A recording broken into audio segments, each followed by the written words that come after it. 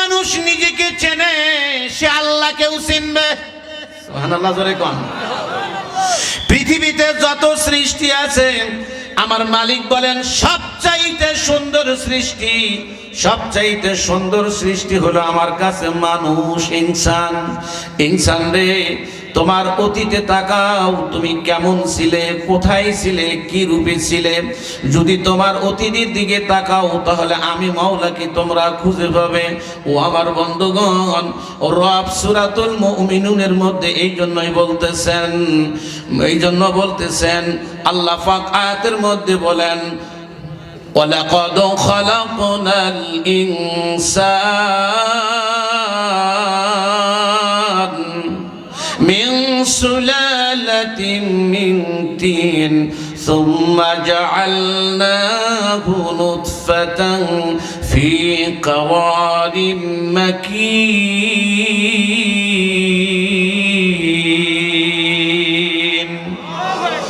ثم خلقنا النطفة علقة فخلقنا العلقة مضغة فخلقنا المضغة عظاما فكسونا العظام لحما ثم أنشأناه خلقا آخر فتبارك الله أحسن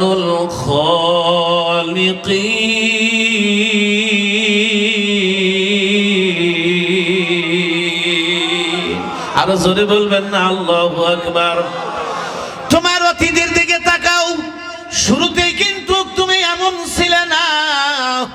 আমি আল্লাহ তোমাকে কেমনে পৃথিবীতে নিয়ে আসলাম, তোমার মা আর তোমার বাবার সহবাসের কারণে, মুজামিয়াত করার কারণে বাবার শুক্রাণু মায়ের ডিম্বাণুকে এক জায়গায় করে দিয়ে আমি কিন্তু কি করেছিলাম, জমাট রক্ত বাগান রে, জমাট রক্ত থেকে আমি কিন্তু গোশতের টুকরার পরিণত করেছিলাম। গোশতের থেকে আমি তোমাকে হাড্ডি দ্বারা দেখে দিয়েছিলাম। আমি তোমাকে স্তর বাই স্তর বা তোমার মায়ের পেটের মধ্যে সুন্দর চেহারা দিয়ে আমি সাজিয়েছিলাম। ওই পেটের মধ্যে কোনো বিজ্ঞানীর হাত ছিল না, কোনো দার্শনিকের হাত ছিল না, তোমার বাবার হাত ছিল না, তোমার মায়েরও হাত ছিল না। তোমার যে জিনিস যা দরকার আমি তাই দিয়া তোমাকে কেমনে সাজাইলাম। মানুষ পানিতে ডুবলে মারা যায়। সোশ্যাল মিডিয়াতে কয়েকদিন আগে ভাইরাল 500 টাকার জন্য 100 ডুব ঠান্ডা পানির মধ্যে বাদান ইন্তেকাল করছেন। রব বলেন আমি আল্লাহ 10টা মাস তোমার মায়ের পেটের মধ্যে পানির মধ্যে আমি শোয়া রাখছিলাম, তুমি কিন্তু মরো নাই। তোমার মুখটা বন্ধ রেখেছিলাম, নারী দিয়া তোমার মার সাথে অ্যাড করে দিয়ে তোমার খাবারের ব্যবস্থা আমি আল্লাহ পাক করেছিলাম। তুমি যখন দুনিয়ায় আসলে আমি জানি বাড়ি খাবার তুমি খাইতে পারবে না। আমি আল্লাহ কি করলাম, তোমার মায়ের 2টা স্তনের ব্যবস্থা করে দিলাম। একটা স্তন আমি 18টা ছিদ্র করিয়া দিলাম। 18 রকমের ভিটামিনওয়ালা দুধ আমি বের করে দিলাম। বাজান রে, এত তিতা না খাইতে পারবা না, এত মিঠাও না খাইতে পারবা না, এত গরমও না ঠোঁট পুড়িয়া যাবে, এত ঠান্ডাও না তোমার ঠান্ডা লাগিয়ে যাবে। বাজান রে, এত দ্রুত বের হয় না, তোমার গলায় ঠেকিয়ে যাবে। আমি কুসুম কুসুম গরম গরম দুধ 18 রকমের ভিটামিনওয়ালা দুধ আমি আল্লাহ তোমার জন্য ব্যবস্থা করলাম। তুমি যখন বড় হলে আমি আল্লাহ চিন্তা করলাম না দুধ আর খাইতে পারবে না, তোমার হরবিরঙ্গের ফলের ব্যবস্থা করলাম, হরবিরঙ্গের মাছের ব্যবস্থা করলাম। এক এক মাছের এক এক মজা। আমি তোমার জন্য ফল বানাইলাম, এক এক ফলের এক এক মজা। আমি তোমার আলো দেওয়ার জন্য পৃথিবীর চাইতে 13 লক্ষ গুণ বড় সূর্য বানাইলাম। আমি অক্সিজেন দিলাম। আমি তোমার জন্য কুল কায়নাতকে গোলাম হিসাবে বানাইলাম। কারণ একটাই, উবুদু রাব্বাকুম। আরো জোরে বলেন আল্লাহু আকবার। এই জন্যই আল্লাহ আফসোস করে বলছেন ইয়া আইয়ুহাল ইনসান মা গররাকা বিরাব্বিকাল কারীম। কথা ছিল তুই আমার, আমি তোর। তুই কোন জায়গায় দৌড়ালি, কার পিছে দৌড়ালি, কার জন্য এত সাজো, কার জন্য এত করো? তুমি দুনিয়া যার জন্য সাজিয়েছো, তুমি যার জন্য ঘুষ খাচ্ছ, যার জন্য সুদ খাচ্ছ, যার জন্য হারাম খাচ্ছ, যার জন্য এত কিছু করছো, অবৈধ উপার্জন করছো, তুমি কি জানো তাদের সম্পর্কে আমি আল্লাহ কি বলেছি? ইয়াউমা ইয়াফিরুল মারউ মিন আখি ওয়া উম্মিহি ওয়া আবি ওয়া সাহিবাতিহি ওয়া বানি। আমি না আগেই জানিয়ে দিয়েছি তুমি তাদের জন্য যা করছো, এমন একটা দিন আসছে তারা একজন আরেকজনের কাছ থেকে ভেগে যাবে। আল্লাহ আমাদেরকে বোঝার তৌফিক দান করে, আল্লাহ আমাদেরকে কবুল করে। আল্লাহ পাক কিছুদিন আগে 6 সেকেন্ডের একটা ঝাঁকুনি দিয়েছিলেন। কয় সেকেন্ড? ছেলেকে রেখে বাবা দৌড়, কথা কয় না। মাত্র 6 সেকেন্ডের ঝাঁকুনিতে যদি ছেলেকে রেখে বাবা দৌড় দিয়ে পালাতে পারে, রব না আগে জানাইয়া দিছে তোমরা একজন আর একজনের জন্য পাগল, আমি আল্লাহ কি করব? ওই দিনে কেউ কারো আপন হবে না, একজন আর একজন থেকে ভেঙে যাবে। ওই দিন যেদিন পৃথিবীর 13 লক্ষ গুণ বড় সূর্য মাথার উপরে আসবে, কেউ তো কারো আপন হবে না। তুমি কি করছো? রব বড় আবেগ নিয়ে বলছেন, ইয়া আইয়ুহাল ইনসান মা গররাকা বিরব্বিকাল কারীম। তুমি করো কি? এত সুন্দর সব কিছু তোমার গোলাম বানিয়ে দিলাম, তুমি করো কি? কই দৌড়াও? কার কাছে যাও? কার বিধান মানো? কার কথা শোনো? কোন নেতার পিছে দৌড়াও? কথা কয় না। তুমি কোন নেতার পিছে দৌড়াও? কোন নেতা? সে তোমার কোন নেতা? আরে কপাল পোড়া জাতির মানুষ নেতা নির্বাচন করতেও ভুল করে। কোথায় দৌড়াও?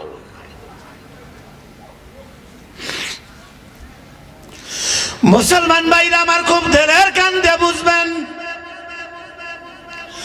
রব কালামে হাকিমের মধ্যে আফসোস করছেন, ওয়ামা হাযিহিল হায়াতুদ দুনিয়া ইল্লা লাহবু ওয়া লাইব ওয়া ইন্নাদ দারাল আখিরাতা লাহিয়াল হায়াওয়ান লাউ কানু ইয়ালামুন। আর একটু জোরে বলবেন না আল্লাহু আকবার। আয়াতের মধ্যে নিজে আফসোস করছেন, আহ বান্দা যদি বুঝতো। সুবহানাল্লাহ কোন কি আশ্চর্য কথা। আসলে আমাদের সমস্যা কি? সমস্যা তো অনেক। ওই যে বলে না যে সারা গায়ে ঘা, মলম দিব কোন জায়গায়? কোনটা বলবো? জাতিকে কোনটা উপস্থাপন করব? আমাদের সবচেয়ে বড় সমস্যা হলো ওই মুরব্বীদের সেই গল্পটাই যেন মনে পড়ে, যার পালে আছে গরু না বয় হাল, তার দুঃখ চিরকাল। কোরআন আমাদের আজ এই কোরআনকে গবেষণা করে, কোরআনকে বুকে ধারণ করে পশ্চিমারা রাতারাতি সব পায়, আর আমরা মুসলমান কোরআন থেকে আজ বিচ্ছেদ। এটাকে বোঝার চেষ্টা করে না মানুষ, উপলব্ধি করার চেষ্টা করে না। অথচ আল্লাহর কসম অদ্যপতি পর্যন্ত এই কোরআনে পশ্চিমা শক্তি সহ আজ পর্যন্ত কোরআনে কোনো ভুল ধরতে পারে নাই। কোরআনে ভুল ধরতে এসে, কোরআনের সহবতে এসে মুসলমান হয়ে গেছে। মুসলমান ভাইরা আমার দিলের কান্দা শুনবেন, চোখের পানি রাখতে পারবেন না। রব এই আয়াতের মধ্যে আফসোস করে বলছেন, লাউ কানু ইয়ালামুন। আহ যদি আমার বান্দা বুঝতো, দুনিয়ার জন্য পাগল হতো না। যেই দুনিয়াতে আমরা এসেছি বাজান, যেই দুনিয়ার জন্য আজকে আমরা পাগল, এই দুনিয়া সম্পর্কে রব বলেন, খবরদার খবরদার খবরদার খবরদার খবরদার খবরদার, এই দুনিয়াটা তোমাদের আসল বাড়ি নয়, তোমাদের আসল ঘর নয়।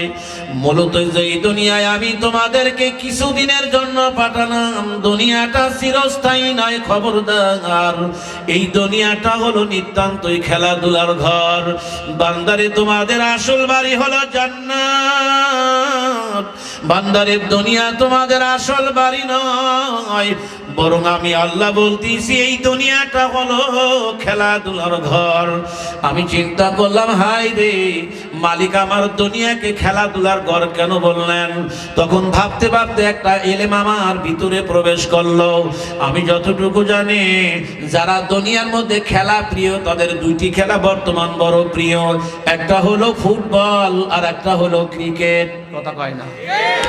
ক্রিকেট আমি জানি না, ফুটবল সম্পর্কে আমার একটু জানা আছে।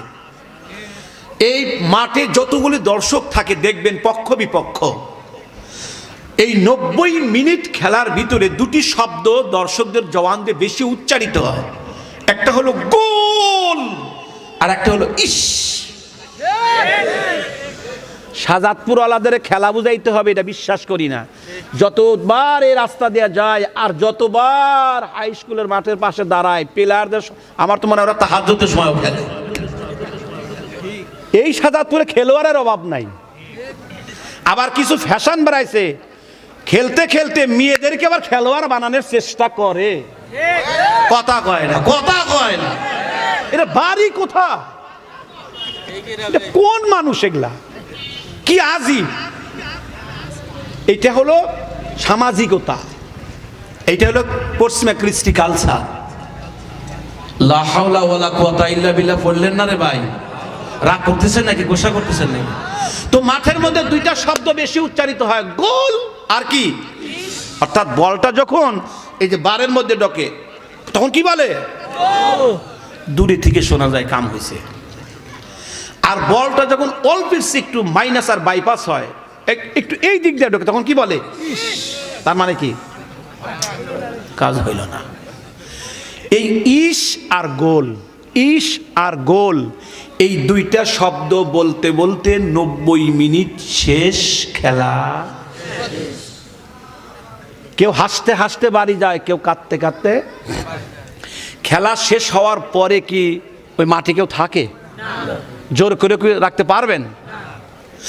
মুসলমান ভাইরা আমার, দুনিয়াটা হলো 90 মিনিটের খেলা। কথা কয় না। যারা দাঁড়িয়ে আছেন, জায়গা না হলে এইদিকে জায়গা আছে, একটু আসেন। যেহেতু সংক্ষিপ্ত ভাবে কথা বলবো। দুনিয়াটা হলো 90 মিনিটের খেলা। বানাও বাড়ি, বানাও ঘর, লাগাও টাইলস, লাগাও এসি, অ্যাকাউন্টে বাড়াও টাকা। শাহজাদপুরের মার্কেটের ভিতরে কেন জমি, কেনা বেচার জন্য প্রতিযোগিতা। বানাও ঘর, বানাইতে বানাইতে হঠাৎ করে মসজিদের মাইকে এলান হয় বাড়িওয়ালা নাই। কথা কয় না রে। শেষ। এ বন্ধু, আমি মার্কেটের জন্য আসি নাই, নিজের প্রশংসা কুড়াতে আসি নাই। আমি আসছি আপনাদের দুটি পা ধরার জন্য। বড়রা আর কোনোদিনও আসবে না। হাজারো যদি কান্না করেন, থানবী আর কোনোদিনও আসবে না। মাওলানা ইলিয়াস রহমাতুল্লাহ আলাইহি আর কোনোদিন আসবে না। মাওলানা জাকারিয়া রহমাতুল্লাহ আলাইহি কোনোদিনও আসবে না। মাওলানা কাসেম নানুতুবি রহমাতুল্লাহ আলাইহি কোনোদিনও আসবে না। মাওলানা রশিদ আহমদ গঙ্গোহী রহমাতুল্লাহ আলাইহি কোনোদিনও আসবে না। মাওলানা কারি তৈয়ব সাহেব রহমাতুল্লাহ আলাইহি কোনোদিনও আসবে না। সাইকুল হাদিস আল্লামা আজিজুল হক রহমাতুল্লাহ আলাইহি কোনোদিনও আসবে না। সরমনার কালামানি ফজলুল করিম কোনোদিনও আসবে না। আব্দুল মতিন নেসারি রহমাতুল্লাহ আলাইহি কোনোদিনও আসবে না। বাজারে দিন যায়, আল্লাহ পাক বড়দেরকে উঠাইয়া নিয়ে যায়, আমাদের মতো অযোগ্য বেআমলগুলি রাইখে যাইতেছে। বাবা তাদেরকে আর কোনোদিনও পাবেন না। আমি আসছি শুধু পা ধরার জন্য, হাত ধরার জন্য। যদি বলেন হুজুর নিচে আইসা পা ধরেন, আমি রাজি আছি রে ভাই, তবু আমি রাজি আছি। হুজুর পা ধরে আপনি কি বলতে চান, কি বুঝাইতে চান? বাবারে দুনিয়ার কোনো কামে যদি বারবার ফেল করো, পাস করার সুযোগ থাকে। এবার পরীক্ষার রেজাল্ট ভালো না, সামনে ভালো হবে আশা করা যায়। এবার ব্যবসা বিজনেস ভালো না, সামনে ভালো হবে আশা করা যায়। এবার নির্বাচনে ফেল করেছি, সামনে পাস করব আশা করা যায়। কিন্তু একবার যদি চোখ বন্ধ হয়ে যায়,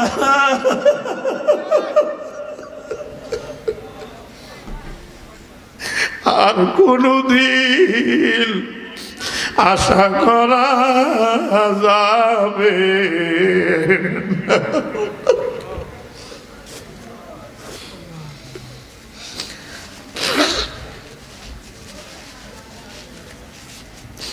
বুঝা শুনে মাওলার কবরে ঘুমান, বুঝা শুনে কবরে যায় ঘুমাইয়েন। দুনিয়াটা হলো খেলাধুলার ঘর। আল্লাহর কসম, দুনিয়াতে যারা ধনীর থেকে ধনীও ছিল তাদের আজ খবর নাই। তিনবারের প্রধানমন্ত্রী কিছুদিন আগে চলে গেছে, খবর নাই। এরকম বহু রাজা বাদশা চলে গেছে, তাদের কোনো খবর নাই। বাজান রে, তোমারও একদিন যাওয়া লাগবে, আমারও একদিন কিন্তু যাওয়া লাগবে। এই জন্য রাসূল বলেন, আল কাইয়িস মান দানা নাফসাহু ওয়া আমিলা লিমা বাদাল মাউত। নবী বলে, জ্ঞানী কারা?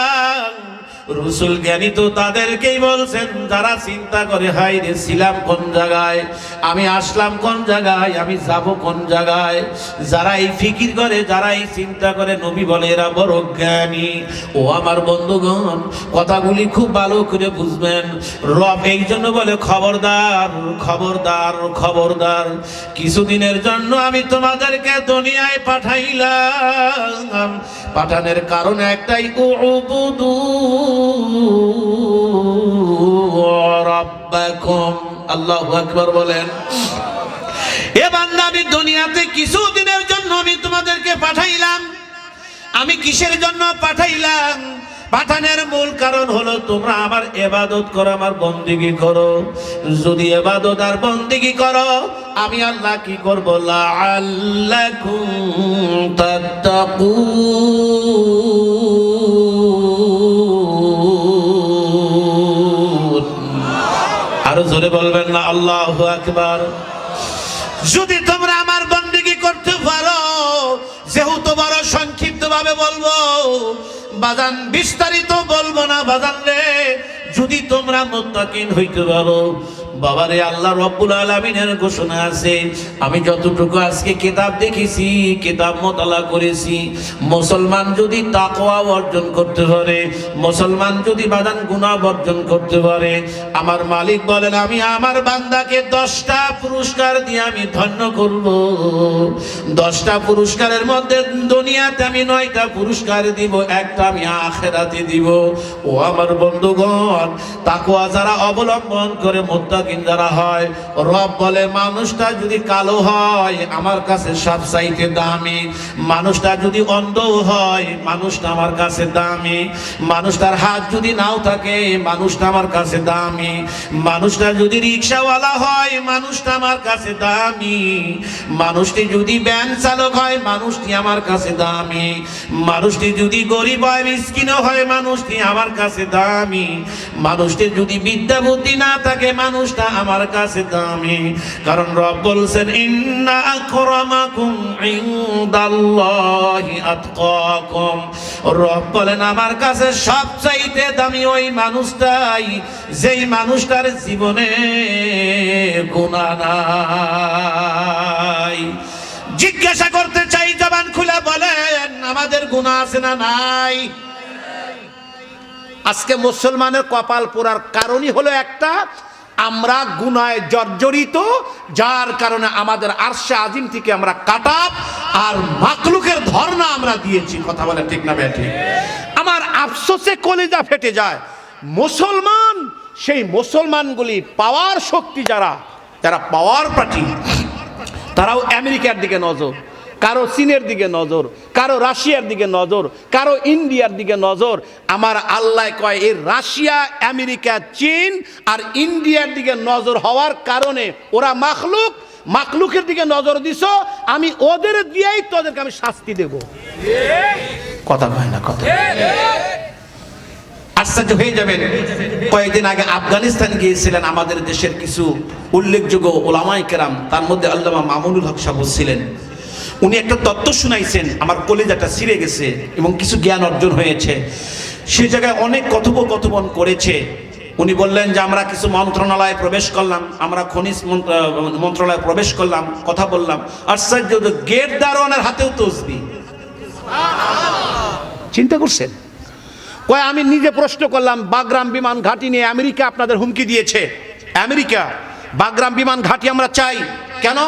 বাগরাম বিমান ঘাঁটি থেকে চীনের পারমাণবিক কেন্দ্র অল্প একটু দূরে, এটা দখল করতে পারলে চীনের উপরে আমি একটু মাতব্বরি করতে পারি, এই জন্য এটা আমার চাই।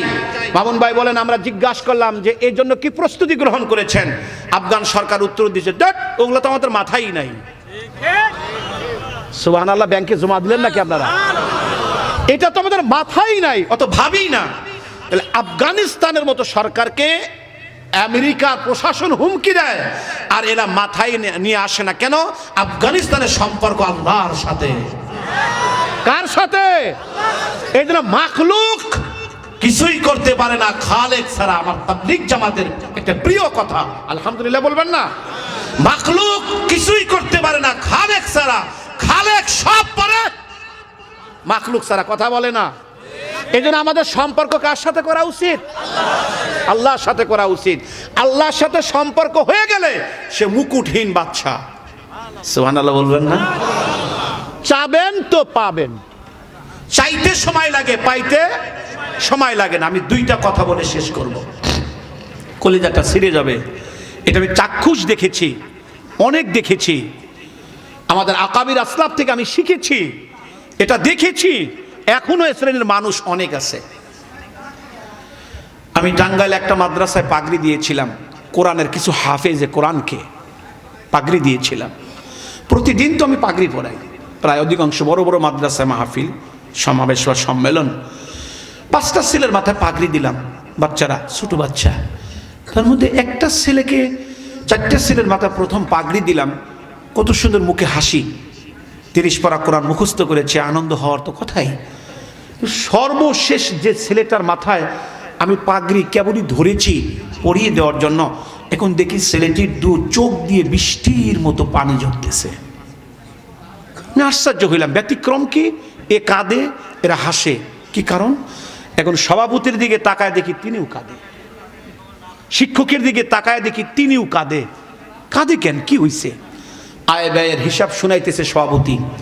ছেলেটাকে টান দিয়ে নিয়ে আমার বাম পাশে নিয়ে আসছি, ওর মাথাটা আমি এই কাঁধে শুয়ে রাখছি, আমার রুমাল দিয়ে ওর চোখের পানিটা আমি মুছে দিচ্ছি। মুছে দিয়ে খালি বলছি কানে কানে, আব্বু কি হয়েছে তোমার, তুমি কাঁদো কেন, কি সমস্যা কি? আমার গলাটা ধরে আরো জোরে চিৎকার দিছে, বলতেছে হুজুর আমি কেন কাঁদবো না, কিসের জন্য কাঁদবো না? বন্ধুরা পাগড়ি নিল, ওদের সকালে মা আসছে, ওদের বাবা আসছে, ওদের অভিভাবক আসছে, গার্ডিয়ান আসছে, কোলে তুলে নিল, চুমো খেলো, কত হাতিয়া দিল। হুজুর হাতটা ধরে ধরে ঘুরাইলো। মাদ্রাসায় বসে থাকলাম অদ্যবধি পর্যন্ত, আমার কেউ আসলো না। কেন? তোমার বাবা নাই, তোমার মা নাই, তারা আসে নাই। ছেলেটা গলা ধরে কাঁদতে বলে, হুজুর আমার মা আমার বাবা আর কোনোদিন আসবে না। কেন আসবে না? বলে যে এই সাদা পাগড়ি আমার মাথায় পরাইয়া দিলে আমার মা আর বাবা এই সাদা কাপড় পরে চিরজীবনের মতো কবরে চলে গেছে।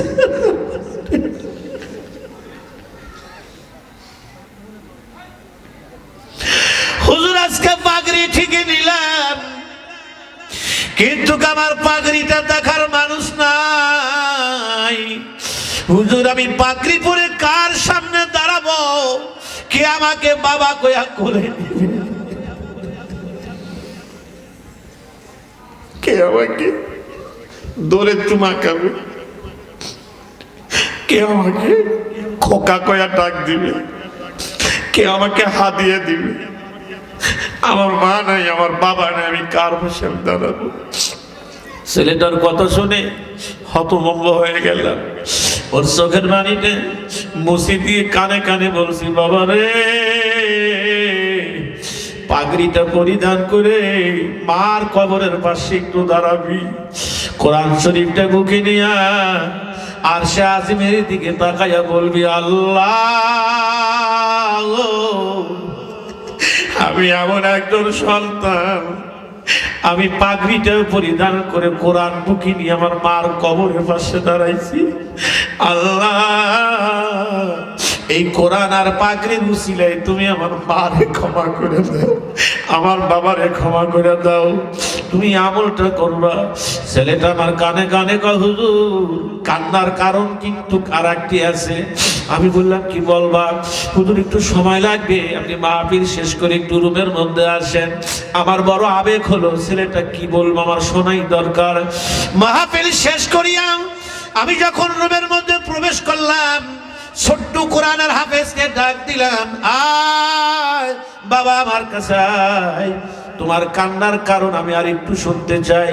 ছেলেটাকে, হুজুর আমার জবানটা তোতলা ছিল, আমি কোরআনুল কারীম তেলাওয়াত করতে পারতাম না, হুজুর জবানটা আমার থেকে যাইতো, অনেক মায়ের আঘাত আমি পেয়েছি, অনেক গালিও শুনেছি। আমি বললাম, না বাবা, তোমার জবান তো একদম ক্লিয়ার, স্পষ্ট সুস্পষ্ট তুমি উচ্চারণ করতে পারছো, বাবা তোমার তো জবানে কোনো আমি জড়তা দেখছি না, আমি তোতলার ভাব দেখছি না।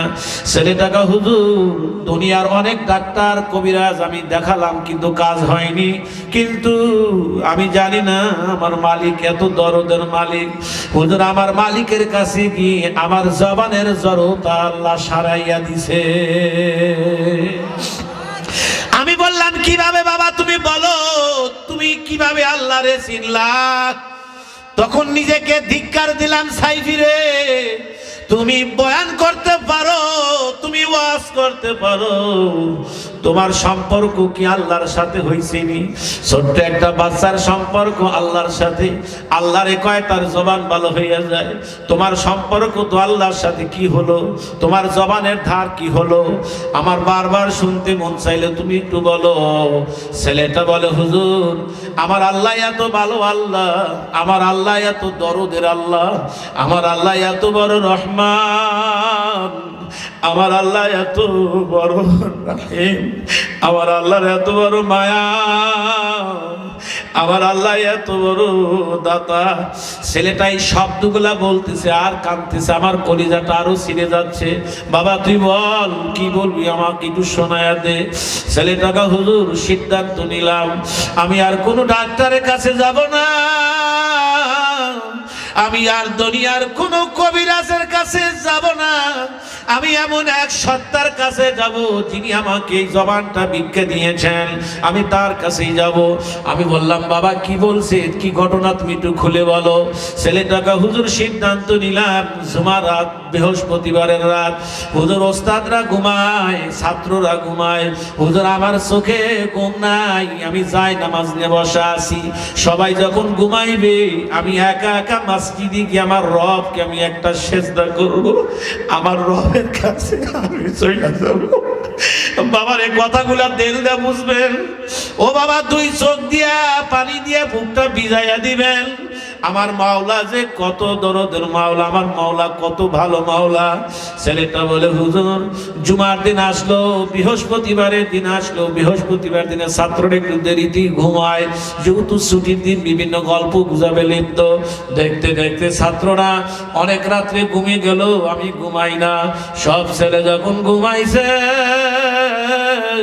হুজুর আমি যাই নামাজ খানা লইয়া আমি মসজিদের বারান্দায় হাজির হইলাম। হুজুর চিন্তা করলাম বারান্দায় 2 রাকাত নামাজ পড়িয়া মাওলারে আমি মনের মতো সেজদা দিব। আবার আমি চিন্তা করলাম না, এখানে যদি সেজদা দিয়ে কান্নাকাটি করি হুজুরের ঘুম ভেঙে যাবে। হুজুর যদি আমার পাশে দাঁড়ায় আমার কিন্তু ধ্যান খেয়ালটা ছুটতে যাবে না, আমি এখানেও আমি পড়বো না।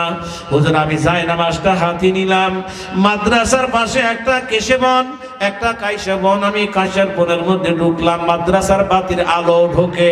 হুজুর সেই জায়গায় যাই নামাজটা পারলাম, আমার কোনো ভয় নাই, আমার কোনো ডরও নাই। হুজুর আমি যাই নামাজটা পারলাম, যাই নামাজটা পারিয়ে আমি 2 রাকাত নফল নামাজ পড়লাম। হুজুর নামাজ পড়ি আমি হাতও উঠাইলাম না, সরাসরি সেজদার মধ্যে গেলাম। আমি সেজদার মধ্যে গিয়ে আমার মাওলাকে আমি করুণ সুরে একটা ডাক দিলাম, আল্লাহ